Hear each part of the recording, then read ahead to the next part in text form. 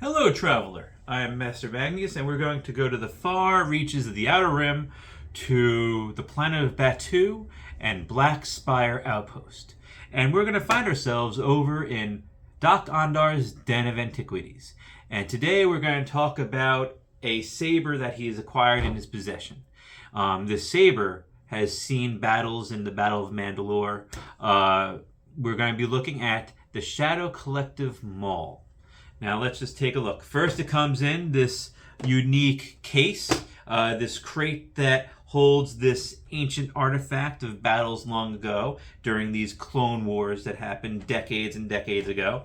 So let us take a look. Inside this case, we have a nice satiny kind of material that your saber is held in. And the saber has a emitter shroud. And we're going to put the saber aside for a moment. Inside the case, you're going to find, just those that want to build the Maul staff, you're going to find the connector and the screwdriver that you're going to be able to use, this hex key, that will be able to lock these two pieces of the Shadow Maul saber and the other piece of a Maul together. So we're going to take this and put this off to the side. So let's take a look at this saber. Now, this saber is used by Darth Maul during the last season of Clone Wars, Season 7, during his time where he gained power in Mandalore. Now, a little brief history. It is the same hilt that was used by Asajj Ventress when she was rediscovering her light side. But after she was killed, many fans have speculated that this was buried with her. So how Maul received and got his hands on this hilt is come up to speculation. They have not done anything, to my knowledge, that covers this. Now, there's a lot of fan speculation that Darth Maul, who lost one half of his lightsaber in his battle with Obi-Wan Kenobi and Qui-Gon Jinn, has had used other parts to rebuild his saber staff. And in Season 7, we see that this filled that void of the second half of his saber staff.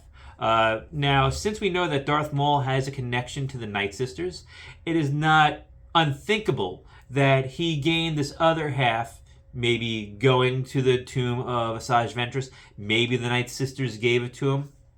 Who knows? There's a lot of options and a lot of potential storytelling that Disney could do that could cover where this hilt came from.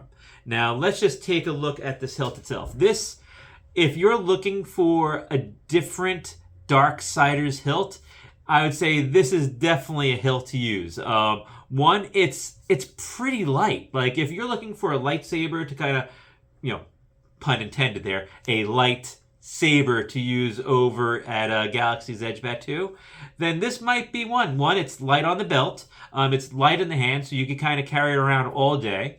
I would say this is a good saber to do conventions with. This is a good saber to do trooping with. The only thing, again, I warn against any kind of dueling because these lightsaber blades that you can get, there's 36, 32, and I believe 28.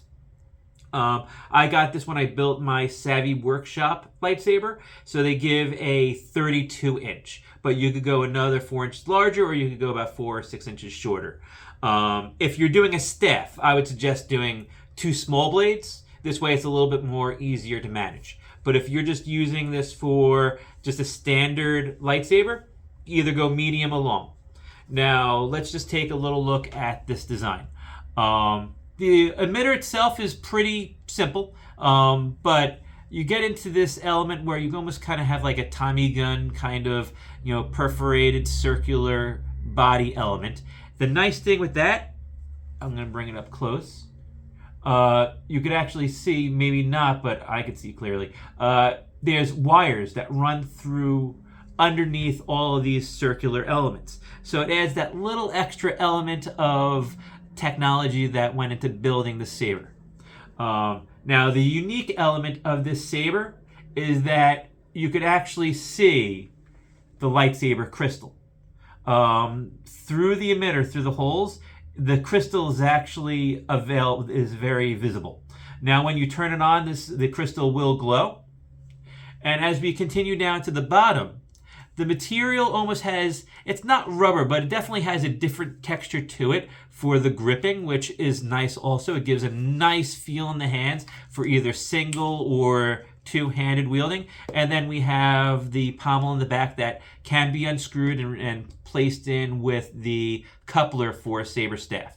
The one thing I love that they did, I don't have them all, so I can't demonstrate it, but you're able to adjust where the coupler sits, so you could have the activation switches aligned with each other. I know I've seen in other saber staffs, one switch will be on one side and the other switch will be on the other because they don't line up. This actually allows for it to line up so your switches can be lined up fully, so it's just easier to turn on. And again, Covertech wheel so that you could set it up with your Covertech clip. The other element is the activation switch is just a very simple slider. And since there is no blade inside, nothing happens. Now, I wish they would do something like with the Savvy Workshop blades, where you flick the switch and you hear like a staticky sound like something's not working, and that's just waiting until the blade comes in. So we're going to take the blade, you're going to twirl it around. There's like two little dimples. You're going to go around and line it up. It'll slowly slide in. You'll hear that sound and then twist. Now the blade is in, and then we can activate. So I'm going to get it nice and close there. If you can see that the crystal inside, the kyber crystal, is lit up. And a little bit of the sound. Now again, saber has, good swing to it. You kind of get a swing sound. You get a little flash and clash. You get a little bit of sound of a clashing blade. And then the activation sound. Now, this has a slightly different deactivation sound. Let's hear it again. You're going to hear almost like a whine sound as it turns off. So I like the fact that they're starting to incorporate other different sounds to their hilts, just so that it's just not stock sound. The Sith ones just don't sound like Vader or Maul or Kylo Ren. Each of these sabers get a little bit of a difference, which is nice. But with the blade in, it has a great feel. It's nice and light. It's well balanced. It definitely gives you a good use. So the blade itself has a good brightness to it. I would say inside a convention center or when it's a little darker, we're not in a brightly lit, sun-drenched room, you would get a much brighter glow. Not as bright as, say, like a NeoPixel or like a Tri-Star Rebel type LED, but it's still a good brightness. You could see the blade color while we're in this room. So overall, I would say that if you find yourself over in the far reaches of the galaxy at Batuu, over in Black Spire Outpost, I would swing by Dok-Ondar and pick up the Shadow Maul Collective Lightsaber. Now, I don't think it's available anymore because this was only limited to 1,000 sabers. They actually did have Asajj Ventress's at one point where it was more of a yellow color. So if you were more interested in finding one that is yellow, you might not be able to find any more over in Batuu. But, there are other sources that you could find sabers that are moving from one hand to another. So again, I highly recommend the Shadow Maul Collective Legacy Lightsaber over in Batuu. So till the spires rise, may the Force be with you.